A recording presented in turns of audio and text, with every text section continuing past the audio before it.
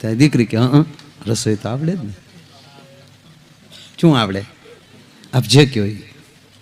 અચ્છા, ઘઉંના લોટનું શું બને? સેવ બને, શીરો બને, રોટલી બને, શક્કરપારા બને. અચ્છા, બાજરાના લોટનું શું બને? રોટલો બને, પાપડ બને, ધાન બને. અચ્છા, શાક કેટલા પ્રકારના બને? એ બધા અલગ અલગ બને, પછી ભેગું કરો તો ઊંધિયું કહેવાય.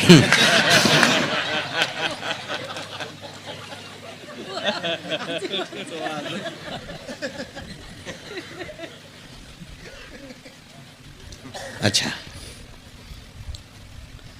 ચણા લોટનું શું બનાય? દીકરી ગોથું ખાઈ ગયું કે આ સંબંધ કરવા આવ્યો કે આને લોજ કરવી.